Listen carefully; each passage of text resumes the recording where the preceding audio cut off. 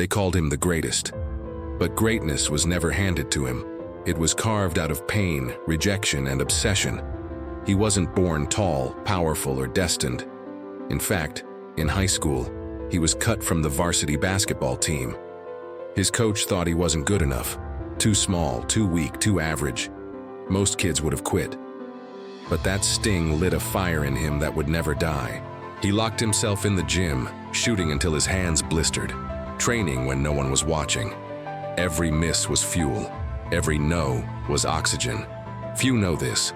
As a child, he nearly drowned in the ocean, and from that day he carried a lifelong fear of water. It never left him, but it didn't stop him from facing bigger fears on the court. And then came tragedy.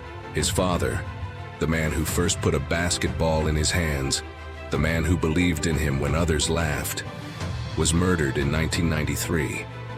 The loss shattered him. He walked away from basketball at the peak of his career. People thought he was done. But legends are not made in comfort. They are forged in fire. He turned to baseball, chasing a dream his father once shared. The world mocked him, but he didn't care. Because this wasn't about applause. It was about honoring the man he lost.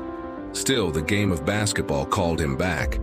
And when he returned like a storm. 6 championships, 5 MVPs, 2 Olympic gold medals, countless game winners that turned moments into myths. Yet behind the highlight reels was a man obsessed. His teammates said he pushed them to the edge. Sometimes cruel, often relentless. He demanded more because he demanded everything from himself. But his story isn't just about basketball. It's about business, legacy, and breaking barriers. He turned sneakers into culture. The Jumpman logo became more than a brand. It became a symbol of flight, a reminder that even the kid who got cut from the team could rise above gravity. Few also know this. He battled gambling controversies, media scrutiny, even the weight of being a symbol for an entire generation. Yet, he never broke. He carried the pressure like he carried the ball, in his hands, controlled, his way. His Hall of Fame speech revealed something the world rarely saw. The chip on his shoulder never left. Even in his final words on that stage, he still remembered the coach who doubted him, the players who mocked him, the critics who said he can't. It wasn't bitterness, it was fuel. Greatness is not about never falling. It's about what you do when you fall. He fell many times, but every fall became a step higher. From a boy once told he wasn't good enough, to a man who redefined what good enough even means.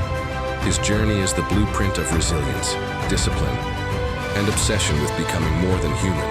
You may know the championships, you may know the dunks, you may know the brand, but now you know the pain, the fear, and the fire behind the legend. Do you know who he is?